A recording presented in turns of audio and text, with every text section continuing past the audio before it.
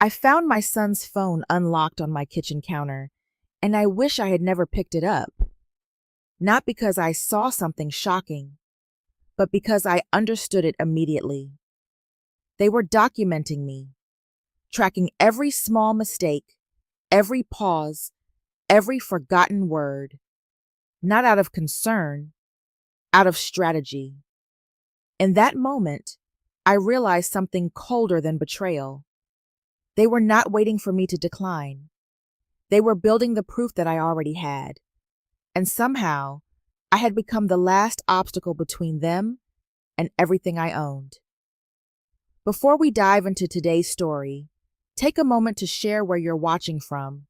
We love seeing how our stories bring people together from every corner of the world.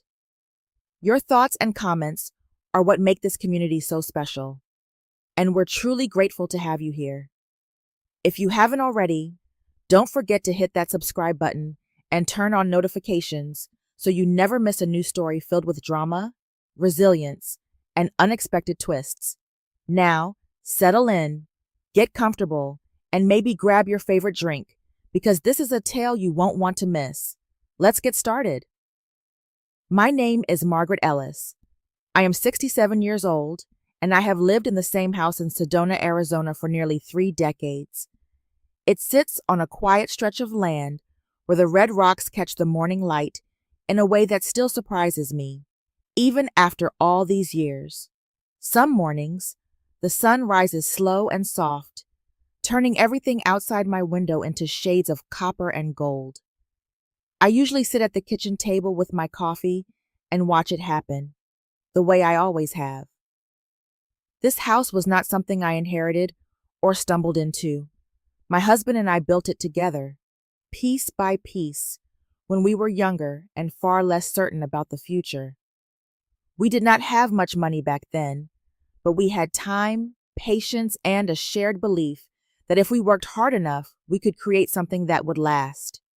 Every wall, every beam, every small imperfection in the wood carries a memory.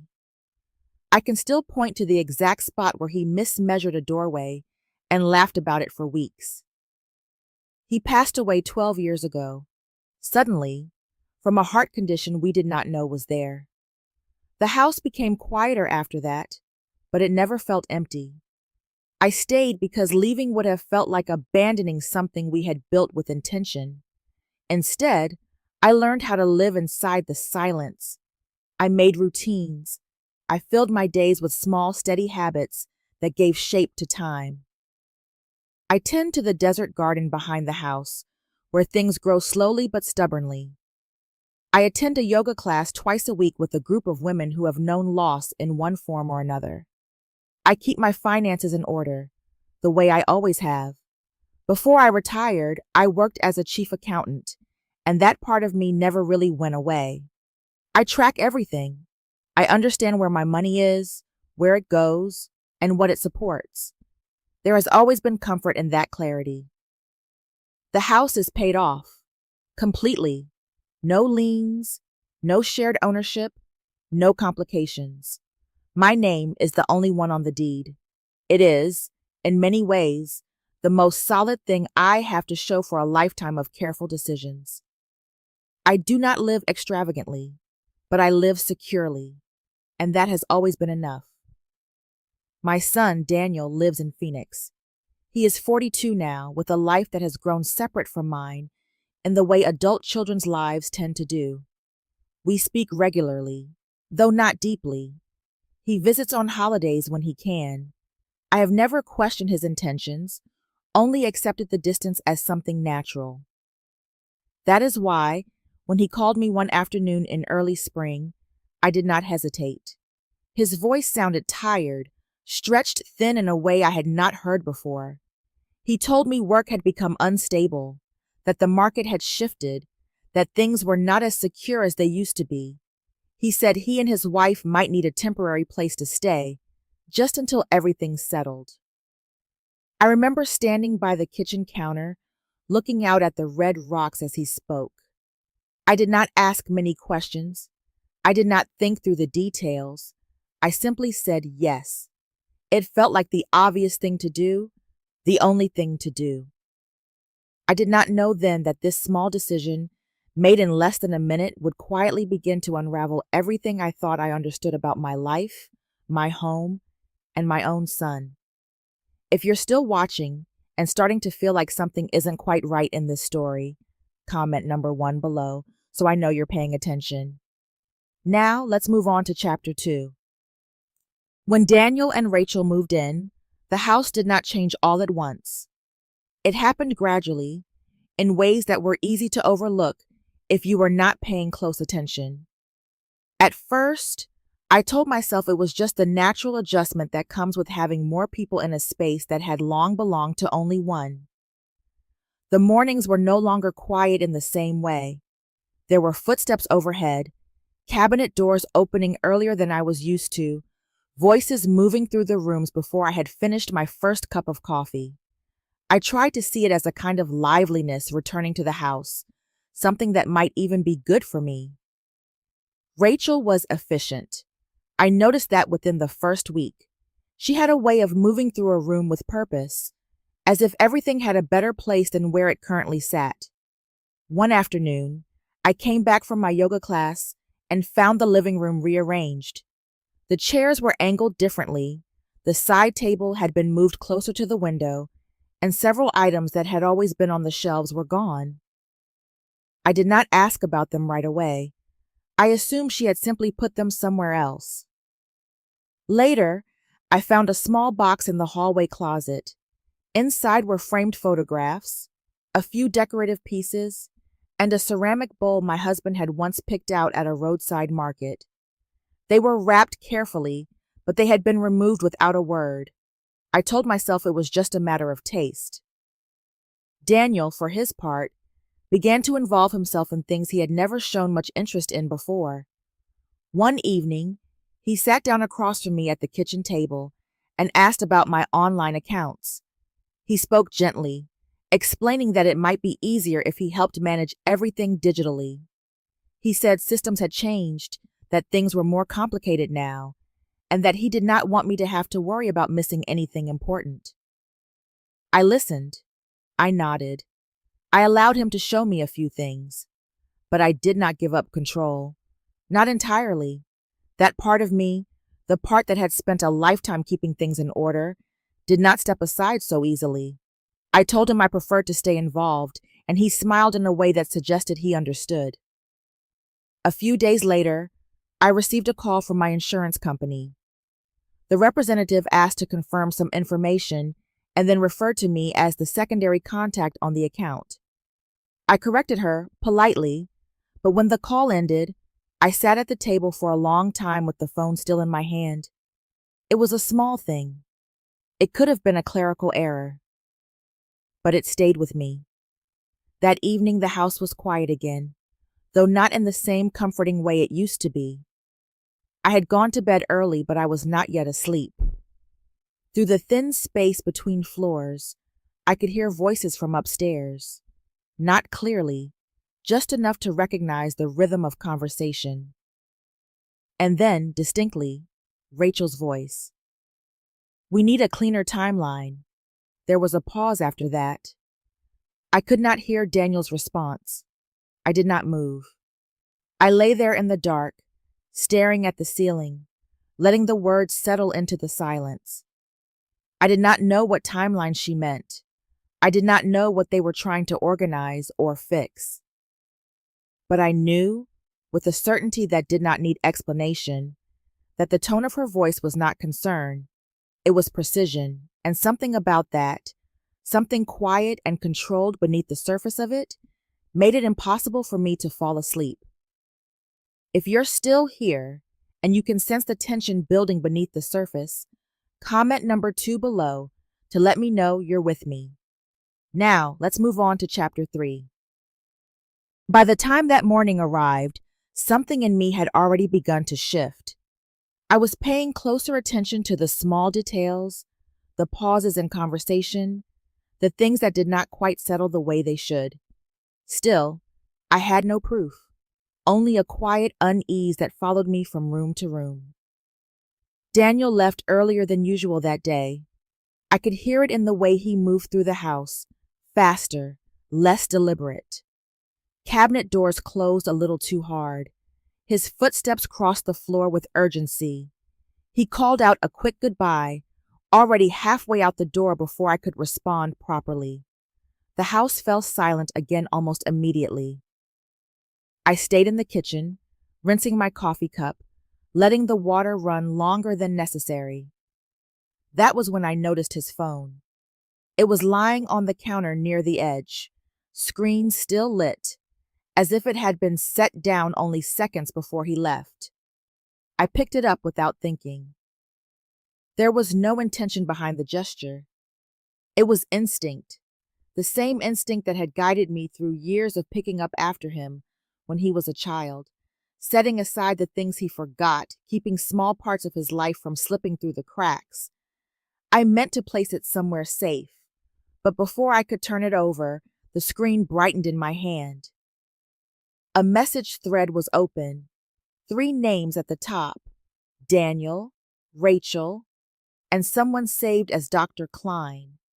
I did not recognize the name. My eyes dropped to the most recent message. I did not scroll. I did not search. The words were already there, waiting, as if they had been placed precisely where I would see them. If we document 6 consistent cognitive slips, we can petition for conservatorship. I did not move. The kitchen, the light through the window, the faint hum of the refrigerator, all of it seemed to hold perfectly still around me. There was no rush of panic, no sharp intake of breath, just a quiet, complete stillness. I read the sentence again. Document, cognitive slips, petition, conservatorship. Each word carried weight on its own, but together they formed something unmistakable. This was not speculation. It was not concern. It was a plan. And suddenly, every small thing I had noticed over the past weeks rearranged itself into something clear and deliberate. Rachel writing things down when I repeated myself. Daniel asking questions I had already answered. The shift in my accounts, the insurance call, the word timeline. It was all part of the same structure. I understood then that they were not reacting to a problem. They were building one. I lowered the phone slowly and placed it back on the counter exactly where I had found it. I adjusted it slightly so it looked untouched. The movement was careful, controlled, as if I were returning something fragile to its original position. When Daniel came back 20 minutes later, his expression was tight with mild frustration, the kind that comes from realizing you have forgotten something important. I handed him the phone before he could ask. He thanked me, distracted, already moving toward the door again. I smiled. I said nothing. The house grew quiet once more after he left. I sat down at the kitchen table and folded my hands in front of me. The words replayed in my mind, not louder, but sharper. They were going to document me. They were going to decide when I was no longer capable. They were going to ask a court to agree, and they believed they were close. I looked around the kitchen, at the walls I had chosen, the table I had used for years, the space that had always belonged to me without question. That was the moment something settled inside me. Not fear, not anger, clarity. That was the moment I stopped wondering what was happening and started paying attention. If that moment gave you chills and you're beginning to see what's really happening, comment number 3 below so I know you caught it. Now, let's move on to chapter 4. After that morning, I stopped moving through my days the way I had before. Nothing outwardly changed. I still made my coffee at the same time, still watered the plants, still folded my towels the way I always had, but something inside me had shifted into a different kind of awareness. I was no longer simply living in my home. I was observing it. Rachel became easier to read once I knew what to look for. She was careful, but not invisible. There was a pattern to her attention, a quiet precision in the way she noted things. It was not casual. It was not the absent-minded jotting down of reminders. It was deliberate. I saw it first one afternoon when I mentioned a date for an appointment. She asked me to repeat it. When I gave the same answer, she nodded, but her hand moved to her phone almost immediately. Her expression did not change. She did not look down. She simply typed. Another time, I paused mid-sentence, searching for a word. It came to me a moment later, as it often does, but before I could finish speaking, she had already reached for her phone again. She was not collecting moments. She was cataloging them. Daniel's behavior shifted as well, though in a quieter way. He began inserting himself into parts of my life he had never shown interest in before. He offered to drive me to a routine doctor's appointment, something I had managed on my own for years. I accepted.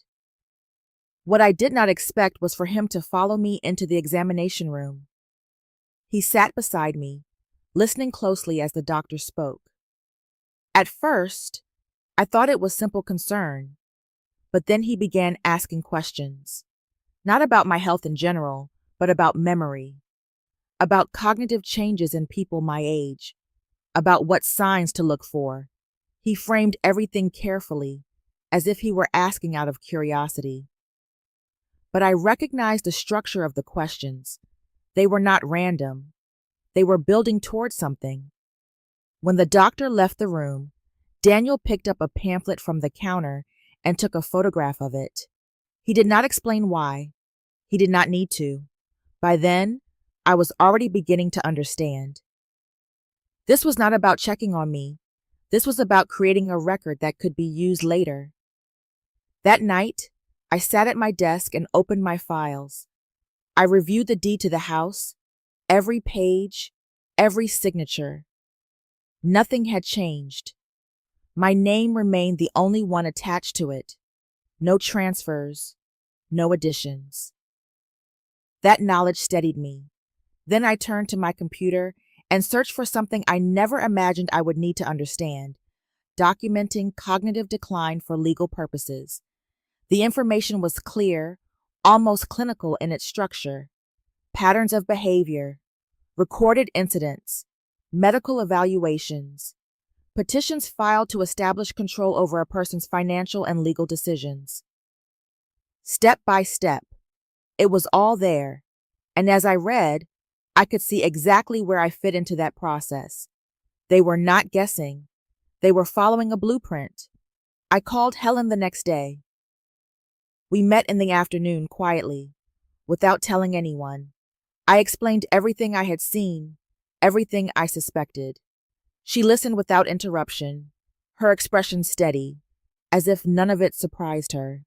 When I finished, she asked a single question: "How much of this do you have in writing?" The answer was not enough. She nodded as though she had expected that. Then she told me we would move carefully, that I should not confront them, that I should watch, document, and wait. Before we parted, she shared something else. The name I had seen in the message thread: Dr. Klein. He was not a treating physician. He was a consultant, someone who had worked on multiple cases involving conservatorship petitions, which meant this had not begun recently. It had been planned, long before they walked through my door. When I returned home that evening, the house looked exactly the same as it had that morning, but I no longer saw it the same way. They thought they were building a case. They did not realize I had started building one too. If you're still watching and realizing this is no longer just suspicion, but a calculated plan, comment number 4 below to stay with me. Now, let's move on to chapter 5. After my meeting with Helen, I did not allow myself the luxury of hesitation. What I had learned was too clear, too structured to ignore. If I waited, they would move forward with their plan. And once that process began formally, it would be much harder to stop. I understood something very simple. I did not need to defend my house.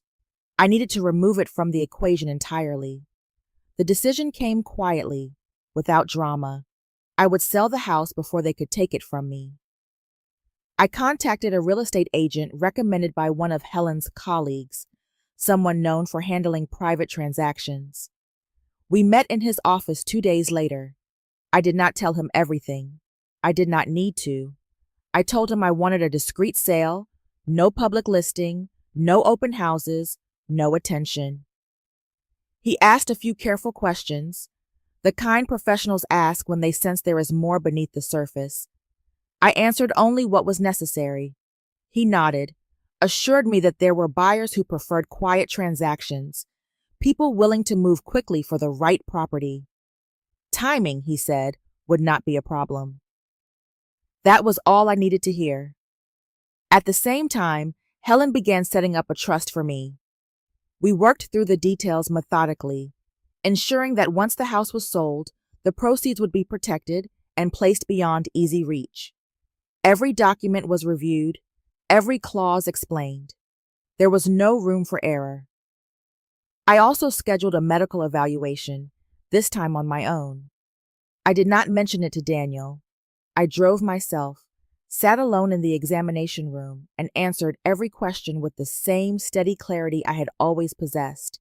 When it was over, I left with written confirmation of what I already knew. There was nothing wrong with me. Everything I did from that point forward was deliberate. At home, I maintained the same routine. I moved at the same pace. I allowed small moments to pass without correction, letting Rachel continue her quiet observations. I saw her reach for her phone more often now, her confidence growing as she collected what she believed to be evidence. Daniel began to press more openly. One evening, he mentioned paperwork, something temporary, something meant to simplify things. He spoke about risk, about protecting assets, about making sure everything was handled efficiently. His tone was careful, almost rehearsed. I listened. I nodded. I asked a few neutral questions. I did not agree to anything. The more certain they became, the calmer I felt.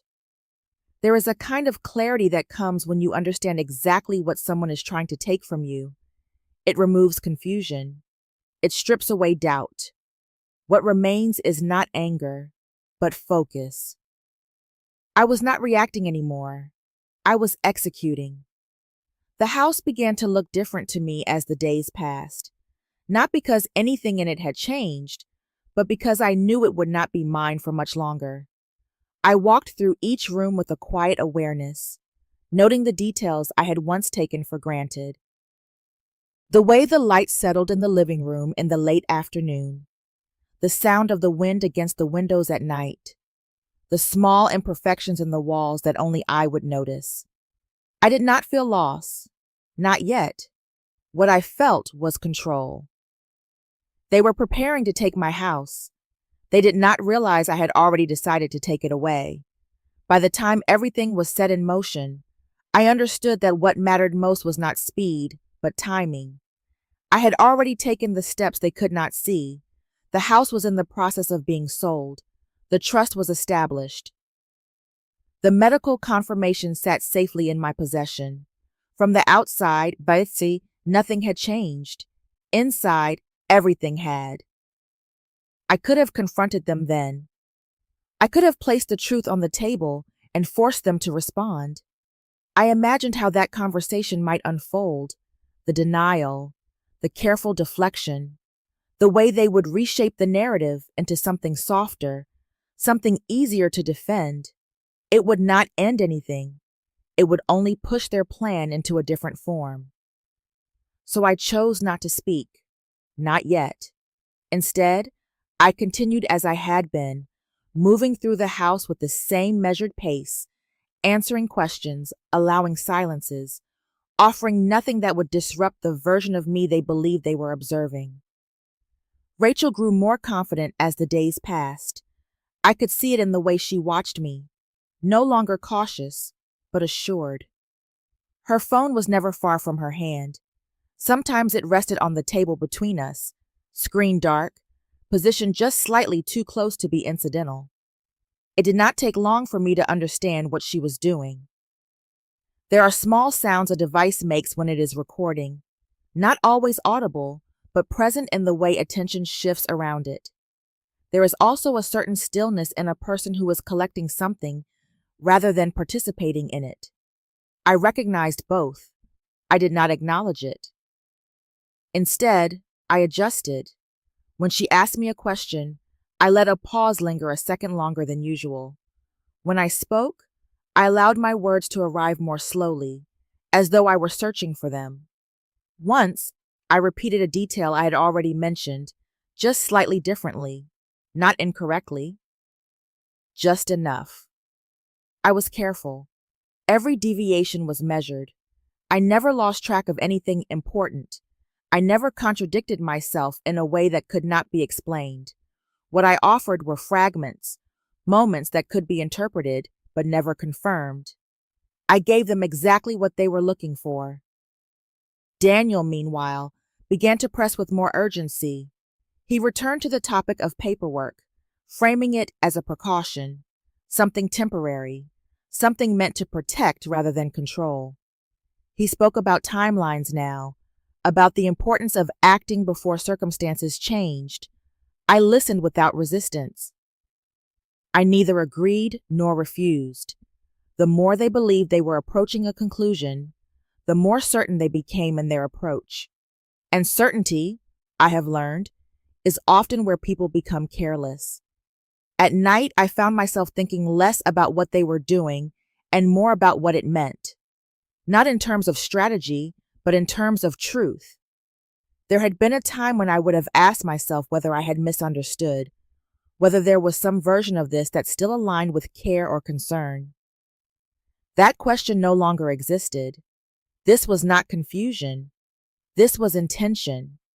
And once I accepted that, something in me grew quieter.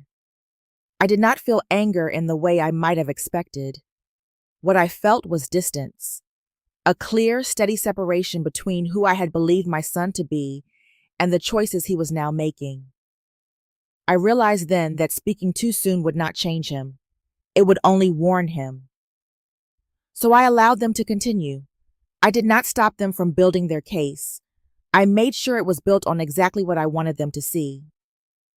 If you're still here and you can tell she's no longer reacting, but controlling the entire situation, comment number 6 below to let me know. Now let's move on to chapter 7. By the time the sale was finalized, there was nothing left to decide. Every document had been signed, every transfer confirmed, every safeguard put into place. The house no longer belonged to me in the way it once had, and that was exactly as I intended. I did not tell Daniel. I did not tell Rachel. There was no version of that conversation that would have served me. What mattered was not their understanding, but my timing. I began packing on a Monday morning, just after they left for work. The house was quiet again, the way it used to be, but the quiet felt different now. It was no longer something I lived inside. It was something I was moving through. I worked methodically, room by room. I did not rush. There was no need to. Every decision I made had already been considered. I took only what was mine, what had always been mine. Photographs that held years of memory, documents that defined my life in clear legal terms, small objects that carried meaning no one else would recognize. I left behind anything that had arrived with them. The separation was precise. In the bedroom, I paused for a moment longer than I expected, not because I was uncertain, but because I was aware. The space had held a version of my life that no longer existed, and I allowed myself to acknowledge that without resistance. Then I continued. By the afternoon, most of what mattered was packed and ready. I arranged for the boxes to be moved quietly, without drawing attention. Each step had been planned in advance, each detail accounted for. There was one last thing left to do. I walked into the kitchen and stood at the counter, the same place where I had once found Daniel's phone. For a moment, I let my hand rest against the surface, feeling the familiarity of it. the weight of years contained in something so ordinary. Then I reached for a piece of paper. I did not take long to write the note. There was no need for explanation, no need for emotion, only clarity. I have been documenting things too. I placed it where they would see it immediately, centered on the counter, impossible to miss. I set the keys beside it. When I stepped outside, the air felt wider, as though the space around me had expanded. I closed the door behind me and did not hesitate. I did not look back. There was nothing left inside that belonged to me. The drive away from the house was quiet. The landscape stretched out in front of me, familiar and unchanged, yet it felt as though I were seeing it from a distance for the first time. 2 days passed before the calls began. Daniel's name appeared on my phone repeatedly. At first, the messages were brief, confused, then they grew more urgent. He asked where I was. He asked what had happened. He insisted that we needed to talk. When I did not respond, the tone shifted. There was a message that suggested I had made a sudden decision, that I had acted without reason, that this situation was something I had created. I read it once and set the phone down. Rachel left a voicemail later that evening. Her voice was controlled, steady, carefully measured. She spoke about concern, about safety, about trying to understand what was going on. She used the word family more than once. I did not return the call. Instead, I contacted Helen and gave her everything she needed. From that point forward, any communication would go through her. I was no longer part of their conversation. By the time they realized what had happened, there was nothing left for them to take. The request for a formal meeting came through Helen less than 3 weeks after I left. By then, the urgency in Daniel's messages had faded into something more controlled, more calculated. That shift told me everything I needed to know. They had stopped reacting and started preparing. So had I. The meeting was scheduled in a law office downtown, a neutral space designed to remove any sense of ownership or comfort. The room itself was simple: a long table, evenly spaced chairs, and walls that carried no history. It was the kind of place where everything said was meant to be recorded, remembered, and used. Helen sat beside me when we arrived. Her presence was steady, unspoken, but unmistakable.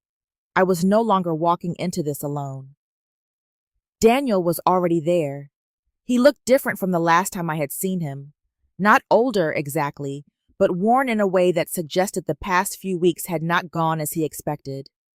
Rachel sat next to him, her posture composed, her expression carefully arranged into something that suggested concern without admitting fault. Their attorney began the conversation. He spoke in measured tones, outlining what he described as a series of troubling events. He referred to my departure as abrupt, my decisions as inconsistent, my behavior as increasingly difficult to understand. He mentioned emotional strain, instability, and the need for clarity moving forward. I let him speak. There is a moment in any negotiation when one side commits fully to their version of the truth. Interrupting too early only weakens what comes next. So I remained still, listening, allowing every word to settle into the room. When he finished, there was a brief pause. Then I opened my folder.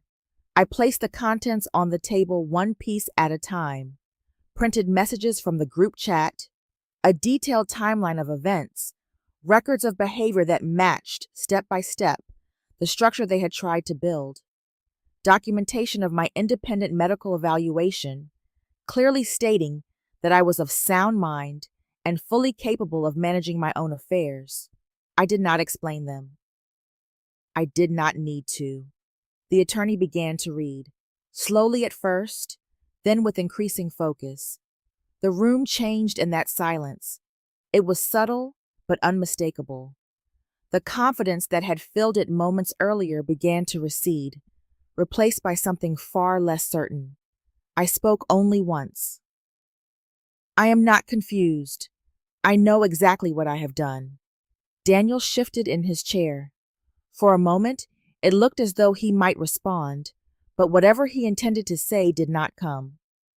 Rachel lowered her gaze, her hands folding together in front of her. Helen then added one final detail. It was brief, factual, and precise. Documentation of Daniel's prior involvement in a similar dispute, one that carried implications far beyond this room. Not an accusation, a record. The effect was immediate. Their attorney leaned back, his attention no longer on me, but on the broader implications of what had been revealed. The direction of the meeting shifted entirely in that moment. There was no argument left to make, no narrative left to protect. We did not stay long after that. Helen closed her folder. I stood. There was nothing else to say. They had come to question my mind. They left with nothing left to question. If you're still watching and feel the weight of everything finally turning, comment number 8 below so I know you made it this far. Now, let's move on to the final outcome of the story. After the meeting, there were no more calls, no follow-up letters, no attempts to reopen the conversation, no effort to reshape what had already been exposed. The silence that followed was not uncertain or temporary. It was complete. Helen informed me a few weeks later that Daniel and Rachel had chosen not to pursue any further legal action. There would be no challenge, no appeal, no continuation of what they had started. The matter, as far as the law was concerned, was closed. I received the news without reaction. There was nothing left to defend, nothing left to prove. The outcome had already settled itself long before that meeting ended. What remained was not a victory in the way people often imagine one, with clear lines drawn between winning and losing. It was simply the absence of conflict. By then, I was no longer in Sedona. I had moved to Santa Fe, where the landscape carried a different kind of stillness. The light fell more softly there, stretching across the horizon in long, quiet hours. The air felt open, unpressured, as if there were no expectations attached to it. I stayed with my sister at first, using the extra room in her home as a place to land while I adjusted. There was something grounding about being in a space where nothing needed to be explained. She did not ask questions I did not want to answer. She simply made room for me. My days began to take on a new rhythm. In the mornings, I sat near the window with my coffee, watching the way the light moved across the desert. It was different from Sedona, less dramatic, but no less steady. I found a quiet kind of comfort in that.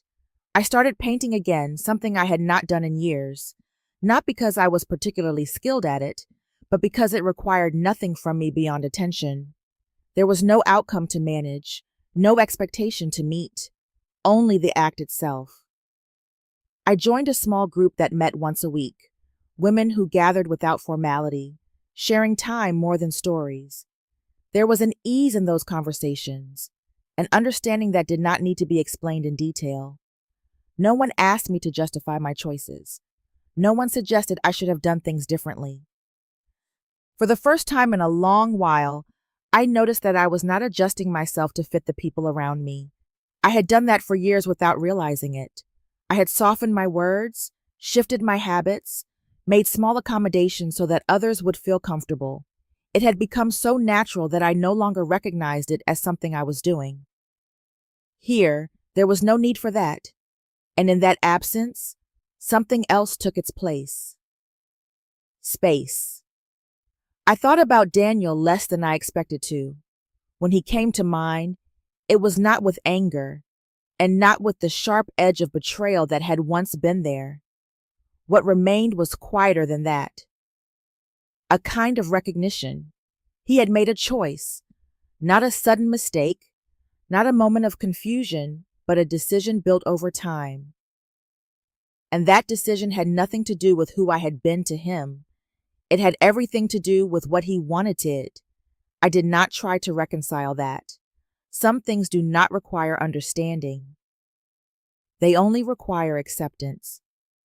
In the evenings, when the light faded and the house settled into stillness, I found myself sitting without the weight I had carried for so long.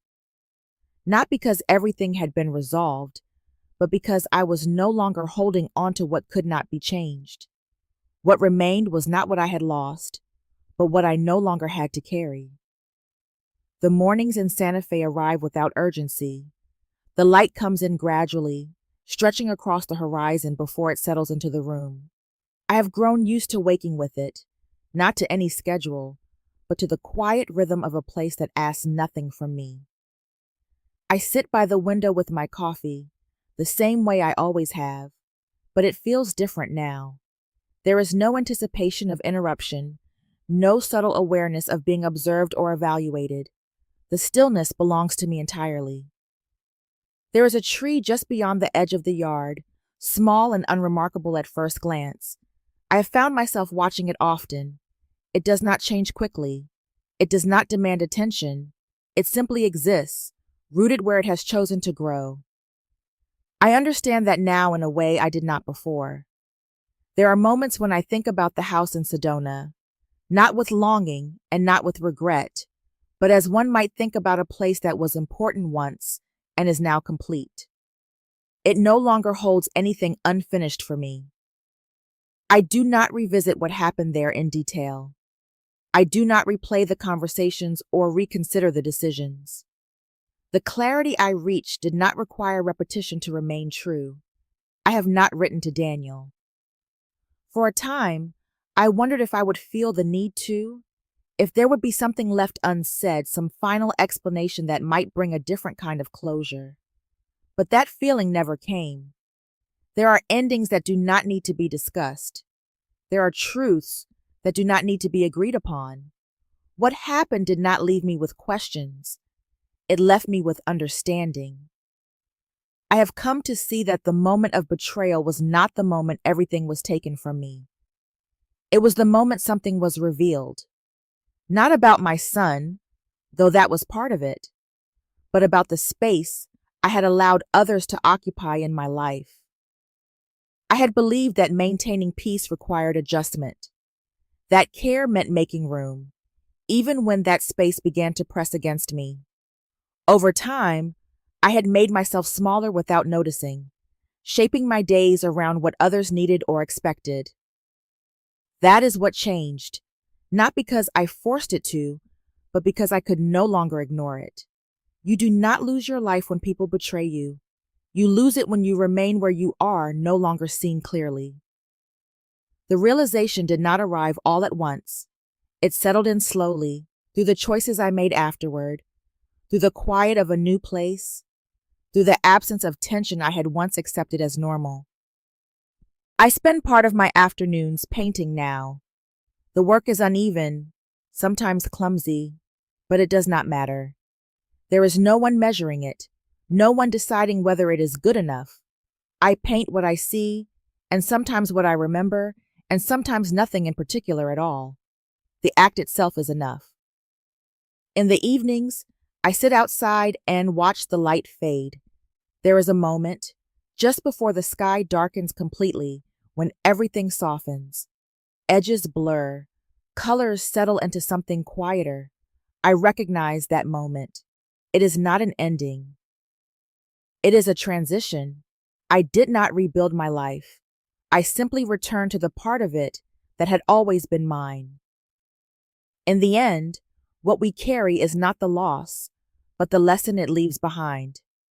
Life has a quiet way of revealing the truth, not all at once, but in moments we almost overlook. Sometimes, what feels like an ending is simply a return to ourselves.